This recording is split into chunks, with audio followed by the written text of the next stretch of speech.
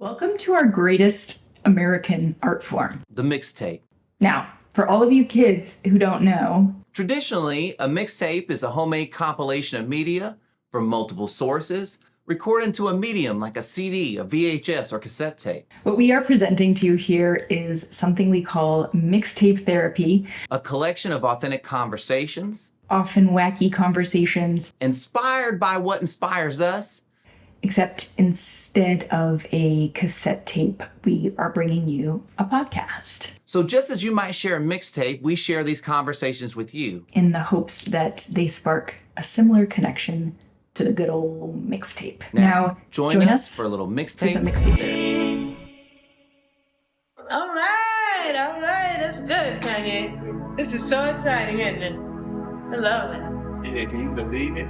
I can believe it the way you are. Somebody gotta do it. You play tracks like Michael Jordan shoots free throws.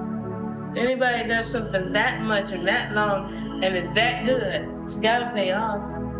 Can't go there and do nothing but blow up. Yeah. Isn't that fun? Yeah.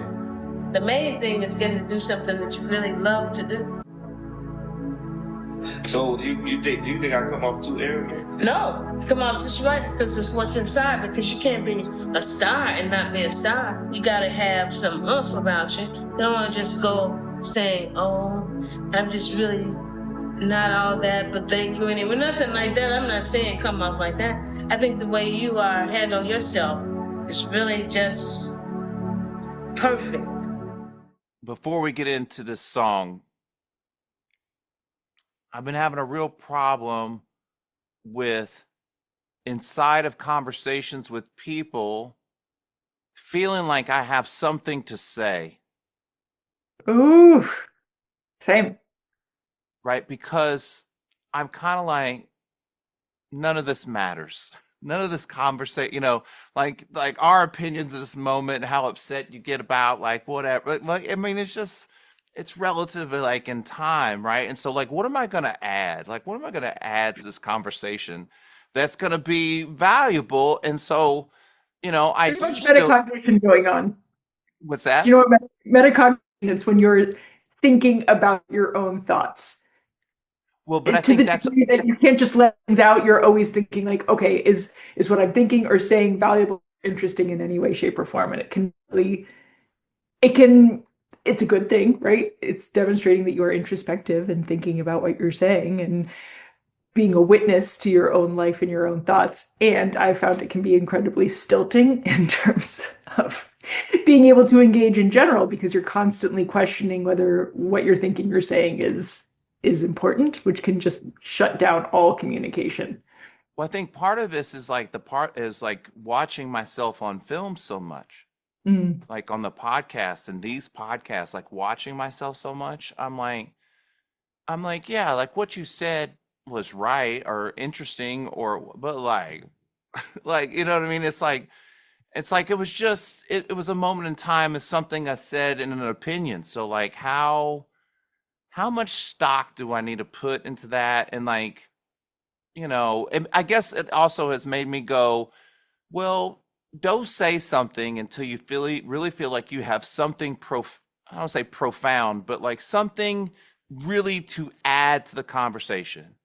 Yes. So then, Don't speak unless it improves upon the silence, which then you Right. can be pretty silent. right, you know what I'm saying? And so I just find myself a lot like not talking and just listening, and and I don't know, but I And how no, digress. Scott, this is important. How do you feel about that? I feel like, okay, maybe this says a lot about me. I feel like this is the way. You know what I mean? And I feel like that a lot of people talk too much and don't listen enough. And where I really, listening to myself on videos, that's listening, you know what I mean? Like really, introspectively, taking care of myself. I just had this conversation with my therapist. The best thing you can do she said this, and I kind of agree. The best thing you can do in a relationship is just become the best version of yourself. That's the Right. best thing you can do for your relationship. Totally. Because one of two things are really, really going to happen. Either your partner or the relationship that you're engaged in, the whole thing's going to rise, or y'all going to split up. Hmm. And that's okay. And both of those are really okay, because one of them means that one person is willing to grow with you, and the other one means what one person's not willing to grow, but like you're growing more into the person you want to be. So you want to find someone that wants to do that along with you in that way, right? You don't want somebody that's that you're making or half-ass in. You know what I mean? And so I Was there found ever him. a time, Scotty, where you didn't think that being the best version of yourself was important? Because I feel like that's just in your nature to always want to be striving towards something better. I don't know that you've ever been someone who didn't think that you needed to continue to take care of yourself and be the best version of yourself. I've never not been a person to want to be the best version of myself, but I I put the ceiling on me being the best version of myself based on the fact that nobody else was. Like I can only be so good because everybody else is being an asshole, Mm, right? But that's not okay. true. It's not true. Like that's just a ceiling I put on myself. And so when I really started focusing on being the true best version of myself with no limits, Mm, lost friends, changed friends, got interested in different things, different relationship with my partner, different relationship with my kid, different relationship with my parents. You know what I mean? Because no, like, if I am being the best version of myself, and hopefully that's like a good thing, right? Like for everyone, other people notice, and either instinctively in my mind, they go, well, like, I want to raise myself up. Like that looks really good. You know, they want to, or they separate themselves from you because they don't want to see, I don't want to say they don't want to see you win kind of thing, but it's hard to see what you're supposed to be doing when you're not doing it, totally. right? And you don't want to see it, so you know you'll separate yourself. And a lot of times, I think when people are becoming the best version of yourself, or you're leaning into your most authentic part of yourself, and you start losing friends, you start to question, well, like, am I the asshole? Mm. Right? Can And you like, be so more specific? that's a real question only you can answer. But Yes, if you truly think in your heart of hearts, like I'm not being the jerk, I'm really trying, then hopefully that is true. And the people that you're losing are just people that don't want to either take that journey with you or rise with you or be with you when you're doing it. That's on them. That's their responsibility. And I used to put a lot of how my life turned out in other people's hands that way. And now I don't. I go, if I take total control of my life and I know it, then maybe once my shit is great, I can help make Hannah's great, and I can help make my daughters great, and my other friends and my parents. I can help everybody else, because not that I don't need no help, but my stuff is so solid that when I do need help, I know how to ask for it and I can get it. And I know what I need. I know what kind of things I need, and I'm able to ask for those to make sure that this stays good. But if you don't know what you need, and you're not keeping your ship maintenance, I mean, it's like a job with no boss. You know what I mean? have you noticed any downsides to uh, any downsides, Scotty, to the changes that you've made in the past few years? Yeah. I Can you mean, tell us about it? you know, Because you don't want to, rejection. or because you can't think of it? No, just because it's like, it's all the stuff. It's all the stuff that you're afraid of happening. Yeah. You know what I mean? When you go like, okay, I'm going to be the best version of myself. But people talk about like losing friends, don't want to do that. People talk about like it's hard, don't want to do Yeah. that. People talk about find out a lot about myself, might cry a lot, don't want to do that, might have to get there. You know, it's all the things you don't want to do, Yep. but those are the things you do. It's just it. I mean, I mean, look, everybody, as my financial advisor likes to say, because he's on his own journey. Everybody's on their own journey, right? And the way you calculate whatever you want to do, calculate it. Whatever makes you the best version of yourself, like do it as long as it's not hurting you or anybody else. But ultimately, it's like, you know what? It's like all the self-help books we talk about. It's like every book has a different story, different concept, a different way to say the exact same thing. You know what I mean? So your journey is the exact same way as everybody else's. We're all living, we're all dying, and we're all in between. But how you want to do that and the way you think it works best for you is works best for you. But ultimately, underlying that, it's all the same, right? So, find something that makes you feel the best version of yourself and then like try to fine tune that. I don't think I even answered your question, did I? Oh, well, it's hard. It's hard, right? Because we're talking about such a broad topic, right? Which is how to be the best version of yourself. And I think that that is also something that can be difficult to navigate. What are the things that actually make you the best version of yourself? What is Is it? it right, really standing out from the crowd and making a strong statement and having really strong opinions, like Kanye West? We'll get into that. Is it trying to be as equanimous and forgiving and gentle as you can possibly be and not be bombastic, right? Like what does it mean to be the best version of yourself? And I think what makes, for instance, a really impactful, wild artist like Kanye West, I guess he calls himself Ye now. I'm sorry, we'll get into him in a second. Yeah, the things that make him a great artist also probably make him an impossible person to be married to.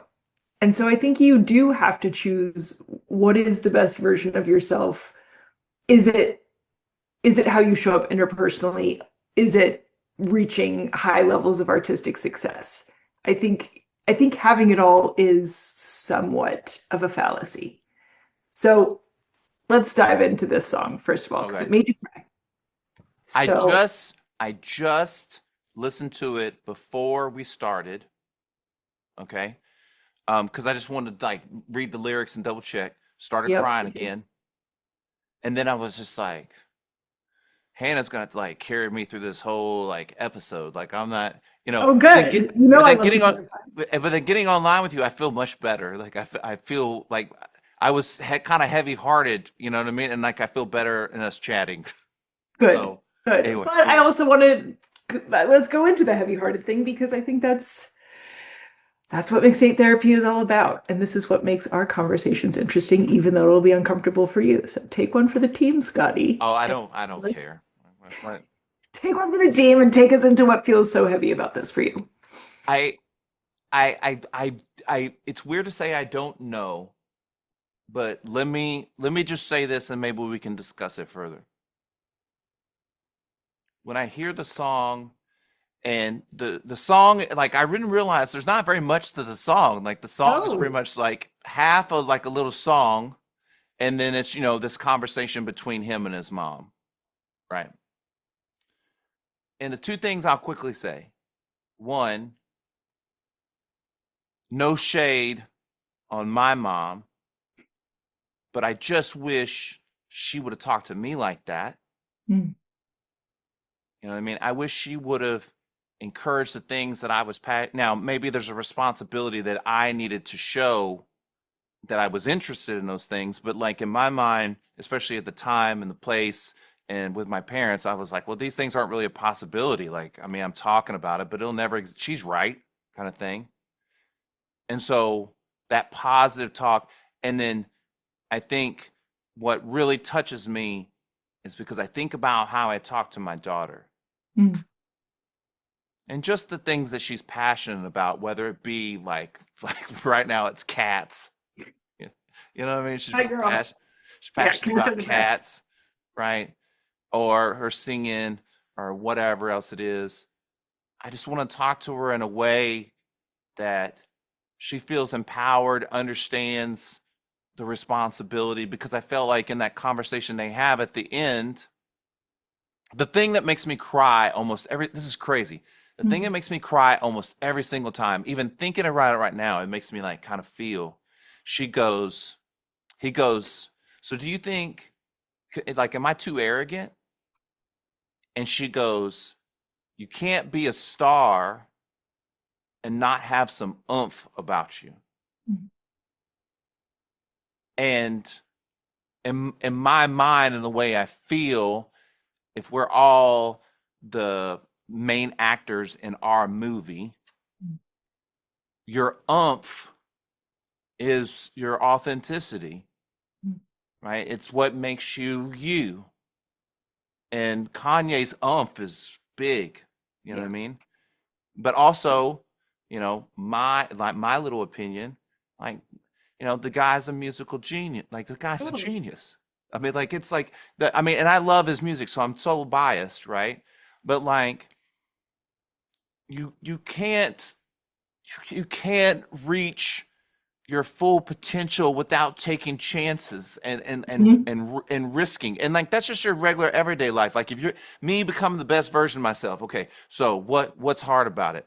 You know what's hard about it is going to a comedy class that you told yourself in high school that you were going to do, and at 50 years old you still hadn't done it, and you're like asking yourself why. And then you go, well, what's nothing stopping you, Totally. right? And I'm growing tremendously as a person. If any So nothing cool. else comes of this, I'm that my growth as a human being is tremendous. Hmm. And so I guess You wanted more encouragement as a kid, right? You yeah, wanted this blind validation, which is what but struck me about it. His uh, mom is just blindly validating him out of pure love and pure belief in him, which is so beautiful. I think the cynic in me and the cynic in other people would say, okay, yeah, Kanye West has also, talked about being a Nazi and said some like truly horrible and offensive things, and maybe validating him 100 million% is like not necessarily the best idea in the world. That having someone who could, right, check some of that pride or arrogance might be beneficial to his overall character. But what I was thinking is maybe that's not a parent's job. Maybe a parent's job is not to provide that redirective feedback. Even as I'm saying it, I know that's not true, but let me is say what we need, do we need blind validation from at least one person in our lives? maybe yes. I think okay, so one, let me say that I think a lot of parents validate their kids as much, if not more, than Kanye West's mom did, and they don't all turn out to be Kanye West. So, like, you know what I Right. mean? Like, you know what I mean? So let's not get it twisted. Like, that's how parents are with kids. But I think it's not the validation part. I think what it is she gave him the space to grow. She didn't tell him you can't do this. Right. She just said, "Well, you take your opportunities. I will support you in doing that." I think that's what, because like, wouldn't everyone love that? That's what I in my comedy class when we're done, I always because we do like 1 minute performances in the class, right? I always go find the people that I thought were really interesting, or maybe it was their first class, or maybe the first time to get on stage, and they said those kind of things. And I go find them and I tell them, I go, "Hey, great job today. Like you got on stage, man. Like that's awesome." I make sure that I validate. I guess it's a blind validation, right? They don't know me really, right? And I just think that's like so important, right? And that's what she's doing for him in that moment. You know what I mean? She's just giving him that support and space that we all want and need. Yeah. And so when I'm crying, I'm thinking about myself that like those are the things I want from people, space and support in that way, right? And then I think about my daughter and I'm like, "Oh, I hope she feels like she has space and support in that way. That's important to me." You know what I Yeah. mean? As a human being, and minus who Kanye is or became or was, his mom loved him Yeah. and she was important to him. And if you listen to a lot of his music, you would know that. Like it's all over You his would not music. know that he had a great relationship with his mom from a lot of his music, for sure. Right. And so I think that shows a lot about their relationship and how it's easy for us to judge and decide what he is and isn't. But at the end of the day, he's still like a human being like everybody else. And his mom loved him like I love my daughter. And I think she wanted greatness for him the way I want greatness for my daughter. And wouldn't it be nice if we just did that for everybody? You know? Yes. Well, and I think the biggest thing that gets in our way of really encouraging and validating one another is our own self-doubt. It's our own disappointment in life. It's our own failures, if we want to call it that, right? That's the very thing that makes us tell people, hey, be careful, or the chances of that happening for you are really slim. It's always coming from our own disappointment and losses. And it takes a real amount of self-work and reframing how we see our own lives in order to be able to genuinely provide that encouragement for other people. I think what I chafe against is encouragement or validation that's not sincere, right? That's just empty words. Like, you can do anything you set your mind to, right? When you yourself are not feeling that in any kind of full-bodied way. And so to your point, Scottie, of being the best version of yourself that you can be, that doesn't necessarily mean being the most talented or the most successful version of yourself, though that can be helpful. But it's seeing yourself with that same optimism and belief. Because if you don't see yourself optimistically, whether you want it to or not, that belief in your insecurity is going to leak out of you. Even if your words are really positive. I think, especially as a parent, you can tell when a parent's own pessimism or negativity around themselves is coming out onto their children. It's pretty much inevitable, even if you're saying all the right things. We have been reading the book, The Meaning of Your Life. Your life's meaning? Your life, or yeah, whatever, right? And he talks about the I and the me, right? And I think a lot about what you're saying. Like, a lot of times we're so focused on the me that we don't recognize the I, the person out in the world that interacts with all the other people. And so when I read that chapter, that book, I really was like, yeah, like I really lean into the I a lot. Like, you know what I mean? The me is important, but it's only important to me, you know? And so I do those things for me when I have those opportunities to do those for me. But if it's not the me, it almost has to be the I, because that means I'm either with somebody else or I'm out in the world or whatever.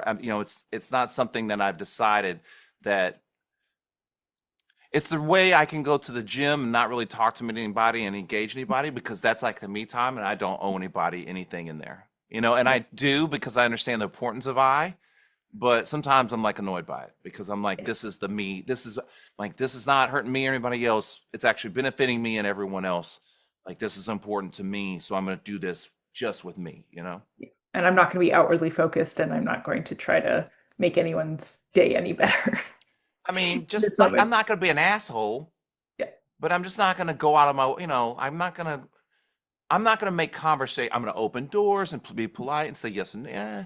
I'm just not going to be like, how's your day going? Probably, you know what I mean? Like, because it's a limited amount of time, and I want that time for me. Okay. So what did you think and take away from the song and hearing it? I as I was saying earlier, I think I really found myself pondering what the role of a parent is. This is also, what is the role of a coach or a therapist? And when does validating and encouraging, which I would say is the cornerstone of any good relationship, especially where there's somewhat of a power differential, right? A therapist, a coach, a parent. There is, right, one person has the job of guiding the other one. And at what point does encouraging and validating reach a limit in which someone is needing more than just encouragement and validation for their own good, like truly for their own good? And there's something so sweet and pure about a parent's unadulterated love. And I honestly think that is important. I think the times in my life in which my parents expressed some kind of doubt about my decisions or somehow tried to discourage me from doing something audacious or brave, whether their whether their opinion was factually right or not, it really didn't help me. It really didn't help me on an emotional level. Like, I truly do think that some of the hardest things in life you have to just figure out for yourself, and what you need in the meantime is a ton of love and support from the other people in your life. And yet there are a few circumstances that stand out to me. Addiction is one of them. Sure. As a therapist, I deal with a lot of addiction. I think we all have some sort of struggle with addiction in some capacity. But that is a situation in which expressing concern or providing something short of blind validation becomes absolutely essential to that person's well-being and ultimate thriving.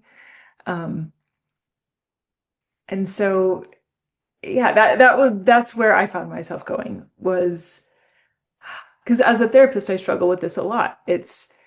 I know what my client wants from me is total encouragement and validation. And sometimes I know that what they need is something a little bit different than that. And trying to communicate that to them with as much validation and support, and dare I say, even love, is a really tricky line to walk. In the case of this song, however, I did find myself bristling a little bit, just because I know that for all intents and purposes, you could diagnose Kanye with narcissistic personality disorder easily, quite easily. And there is a lot of research that suggests that for narcissistic men in particular, having a sort of idolizing relationship from their mother can actually like enhance narcissism, and then have men go on to then expect that from their female partners. And if they receive anything short of just complete adoration, they will discard said partner and treat them poorly. So there's my therapist brain was at work, which is, okay, this is very sweet and very emotional, obviously. And did this also feed into all the ways in which Kanye is not an ideal character as a human? Okay. I have two questions. Yep. One, if Kanye West, if none of this stuff happens, like he doesn't have all the stuff outside of his music, do you look at this song differently? Totally. Okay. But then two, okay. Is it okay to listen to Michael Jackson's music or not? Oh, this is such a funny question. So before you Yeah. answer, I mean, I could do this a bunch of times, right? I could go, is it okay to listen to Jerry Lee Lewis's music? I mean, like, is it okay to listen to Kanye's music? And I think a lot of times in this podcast, we talk about like, hey, we are multiple things. Yeah. Right. And so, and I will let you answer, by the way, but his mom loved the son Kanye West and the musician Kanye West. You know what I mean? She might not have loved the narcissist Kanye West, and she might not understand her role in that. But like, I'm not saying that all his behavior is great. I'm saying that we are all like multiple things, and this one part of him, like, I really like. And so I try not to let the other stuff, the other judgments, my own personal judgments, cloud that part. And this gets real like tricky, like especially we talk about somebody like Michael Jackson, right? Yeah. But I'm like, isn't there a level that he deserves that too? Like, just like I would want that too, like you would want that too, or am I being crazy? No, I think everyone deserves love and support. And as a therapist, there's such a thing as enabling, Fair. right? There's such a thing as enabling.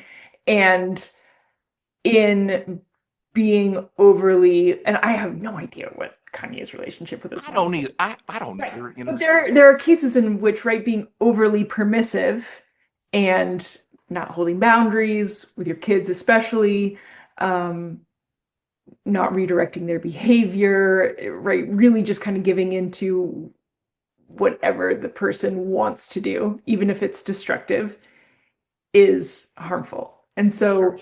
again, that's the thing that I'm going back and forth on, which, yeah, no. Do I think that everyone deserves love and support, especially from their parents? Obviously. Obviously. And I also just came out of a session in which the setting of boundaries in particular and the expression of displeasure in a couple turned out to be completely instrumental in one of them healing from, in this case, addiction. So it's multifaceted. Okay, but go back up. Are we allowed to listen to Michael Jackson's music? Yeah, you can if you want. Right, yeah, I was like, I'm not against people listening to the music that they like. I think every single musical artist to some degree is problematic. Some for sure worse than others. Personally, and this is just a way that my brain operates, I find it hard to enjoy the art of someone who I find personally repugnant. I totally get that. Like, and I totally I know, get that. and I also get just appreciating the art for art's sake, and I do believe that art has a life beyond its creator. I think that's what's so magical about art, is that it transcends the person who made it. That's my hippy dippy view of things. And for the same, and this is where things become hypocritical, which is that some crimes of an artist hit me harder than others. Sure. So anytime there's something around, sexual assault of a young woman, that's going to hit me a lot harder than something else that I don't personally resonate with as much. So I'm not saying I'm some like altruistic person, but for instance, oh, come on, what is his name? The director who ended up marrying his stepdaughter. Oh, Woody Allen. Woody Allen. I have a really hard time watching Woody Allen films because not just do I know what he did, but he bakes in that theme into many of his movies. In fact, there's a movie, Manhattan, where it's quite literally about like a 40-year-old man having a relationship with a 17-year-old girl. Is he talented? Sure. Am I going to watch that movie? No. But it's not from some moral higher ground. It's just, I know I can't enjoy it. Funny story about Woody Allen. I feel the same way about Woody Allen, where I don't want to watch his movies. But he was on a podcast with Rick Rubin, and I was like, I'm going to listen to this. And let me tell you, that was one of the best podcasts that I've ever listened to. It was so good because he talked about art. He talked about movies and art the whole time. And I was like, it is so sad that I have this other problem with him, right? Does that make sense? And it's weird that it's like, I don't have a problem with Michael Jackson or Kanye, but I have a problem with like Woody Allen, you know? Probably because you have a daughter. So I want to ask you a question. I've had this conversation with somebody else before, and they were like, well, I just can't listen to Kanye because I can't, whatever, right? Hannah, what does it say about me that I'm able to separate that? And is that like a good thing or a bad thing? To go back to your point, we are all multifaceted people. And with celebrities, we just have the privilege of being able to know way more about them because they're in the public eye. So we get to see a lot more of their facets and they become publicized. I think if someone were to look at me in my entire life and see all the worst parts of me, of which there are many. I think everyone has a dark side. If you were just seeing me in terms of like the worst things that I ever did or said, you wouldn't like me as a person, right? But because the people that are close to me know a lot more of those sides, right? They know a lot more of me and they're choosing to see the best sides of me, which is very generous. And it's what the people who love us get to do for us, which is to reflect back to us the best parts of ourselves, which then encourages us to be better. Um, so no, I mean, Scottie, your ability to see the good in people, I don't think is a weakness. And I just don't think there are any people out there who don't have some kind of dark side or negative side to them.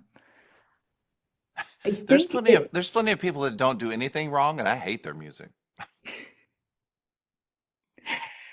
yeah, I don't know. I'm kidding. No, But, I mean there's no such thing as being like having completely ethical taste, right? Like only it's impossible, right? It's impossible to engage with the world and have like a completely clear conscience. Um, if you like something, buy something from some store, enjoy some artist, there's always going to be some kind of negative side to that. I think, and the people who are always pointing out the problematic nature of liking what you like or supporting what you support. Not that they don't have some kind of important point to make, but they are most likely viewing the world through a more critical and pessimistic lens. So if you want to remain optimistic and uplifted in this life, I think seeing the best possible aspect of a person or a piece of art, it's a pretty good way to go. I I was having this conversation with somebody else, and I was really like, this person's into music too, and I was really disappointed because I really wanted to share this with him, but I already knew how he felt about Kanye West. So we kind of got in a conversation about it, and even in the conversation, he was like, "Well, I know, like, you like Kanye, like, kind of almost as a person." And I was like sad that I couldn't share this like great like music. I You really know? like Kanye's music, by the way. I should have said that. I It really is, like his music. but that conversation with him made me realize exactly what you say, which is like there are certain people that they just have kind of a, you're like, well, I really like Dolly Parton. They're like, oh, I mean, like that, I hate people with big boobs or so, like it's like everything, right? And I thought you really can't let your own judgments or criticisms ruin things that you could love. And that goes into relationships too, right? Like you could go into a relationship looking at like all the shitty parts of your partner, Yeah. and that will ruin what you actually love about them and what you're trying to grow. Like, if you're focused on everything that's red, you're only going to see red, you know what I mean? And so maybe there's a level of like, I'm not turning a blind eye. I know what Kanye's doing. It's not like I'm just like, well, yeah, I didn't say anything about Nazis. I'm not saying that, but I'm choosing to not engage in negative parts and engage into the parts of him that I am connected with, which is just basically music and social media, right? I don't know him or anything like that I think that are great and wonderful. You know what I mean? And that's what I'm doing with other people too. I'm trying to connect with the best parts of people, with the best parts of me, and try not to like put too much focus on like, oh, like everybody has that one friend that all they do is complain. You know what I mean? And so when I go see that friend, I try to be positive, and when they start complaining, I try to shift the situation, and I try to go, in my head, I'm go, we're not going to complain today, even though I'm not going to tell you that you're a complainer and that you're always complaining. I'm just going to try to shift it. You know what I mean? And because I know it's in that person, and maybe they don't want it. Sometimes it's my mom. You know what I mean? But no one is, no one's ever said no one's ever said they've had a shitty time after they've had a good time. Like, you present something really positive to someone, there's no downside, Mm. and I think sometimes the downside is taking the reach or the leap or the stretch yourself, like we talked about, the risk. Mm. That's the downside is that, but like, that's not really a downside. There's not really a downside to that either. I mean, it's just like stand up. There's no downside to me trying this at all. The downside is just me and my insecurities and all that jazz. Mm. Let me ask you, Scotty, was there ever a time in your life where you feel like you were only validated, and in hindsight, you could have used some more constructive feedback in a way that you really think would have served you? And this is impossible to say for sure, but just for conversation's sake. I think my younger self wanted validation from everyone else to validate myself. That was my validation, the validation for others, from others, right?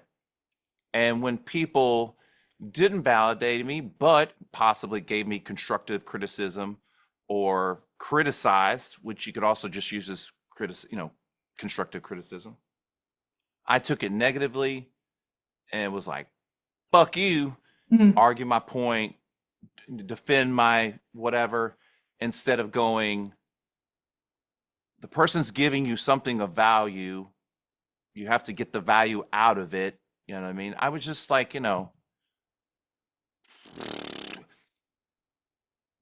hopefully the things that we go through that our lives are hard teaches a lesson of not only survival and understanding, but like your growth of like how this is and what it's meant to be and stuff like that. And I think part of my life and where I'm at right now is just because I'm 50. I think it's just it. It has nothing to do with anything else. I could have done everything different. Wouldn't have mattered. I still, between 45 and 50, I would have hit this anyway. And when old people try to explain to you things that you don't understand that are over the age of 50, that's why. Because you just don't know until you know. But it could also be all the hard work I put in for over 20-something years. And finally, I'm seeing the fruits of my labor. Maybe it took that long. I don't know. All I know is the person I was before wasn't showing up bad or, intentionally bad. But the person I am now is showing up like the person that would have been encouraged by Kanye's mom his whole life. Like, I don't know if Kanye's mom encouraged me a whole life. One, I don't know if I'd come out to be Kanye, but two, I don't know if I'd have turned out to be a narcissist. And even with all the compliments and support and criticism of my parents, I still struggle with narcissism on a small, on my. Everyone does. Everyone does, right? So human behavior. Is narcissism his mom's fault or just who he is? You know what I mean? Like, and that's the question I've been pondering is like really the nature or nurture question. It's like how much of who we are is just who we came out. I think of the womb to be. I think the type of person you are and the way you receive messages probably determines how much of that is impactful. You know what I mean? And then, just like influence, just who's around, like that nature part of it. I mean, who fucking knows? The nurture part of it, probably you could nail down a lot of stuff, but the nature part, it's like, who knows? You know what I mean? But I think there's a mixture that you'll never it's what makes you, what makes you uniquely you. Yeah. Scotty, do you feel like this is the best that your life has ever been? That's a hugely hyperbolic question. Yeah. But it's just like the best it's ever been today, because tomorrow I'll have another opportunity to make it better. And I know I know nobody wants to hear this kind of shit. Like, it's like that guy, okay, like whatever. But really like I woke up yesterday and today every day so grateful and just like so excited about all the little things that I'm putting into my life and I get to do in work, out of work, with people, meeting lunch. And, my days are always active. Like I've always got like something I'm doing and something that's going on. And I think all that's really important. And if you have a 9-to-5 job where you work for somebody else, you're just going to have to work a lot harder to get those things. And hopefully maybe if you love your job, great. But if you don't, maybe you get to work into something that speaks more to you about like what you want to do. And that'll be great too. And then what are you going to do when you retire? Like I think about like, bro, 5 years, I'm already getting discounts. 10 years from then, like, I mean, I'm like going half price to like hotels and stuff. I'm like, I'm going to get stoked to turn 65. Best shape of my life so I could take advantage of all this cheap stuff I get. Wow, man. This is awesome. I mean, mm, I have to ask too, was there ever a time when you felt really freaked out about aging? Oh yeah. Like growing and understanding what's important and stuff like that. And especially like, let's go back to the very beginning of like growth of yourself. What has given me all this confidence, what is making me so excited, what's really improved my life is the growth I've done for myself. Stop Mm. waiting for other people to grow me. Stop waiting for other people to congratulate me, give me my flowers. Go get I can buy myself flowers. Guy in his You his know what I'm saying? woman era. But what I'm saying is that like take charge of, like, it is my life. It is your life. Like people criticize me today. It'll happen today. I care that you care. I don't care to change what I'm doing unless you have a way that you interest me into changing. And Yeah. that's totally fine, because you should be doing that too, Mm. you know? So Mm. if you have something that's mixtape therapy for you, make sure you let us know. Hannah, we'll see you next time. You will, for sure. Maybe in Austin. We'll see. Yay! Bye.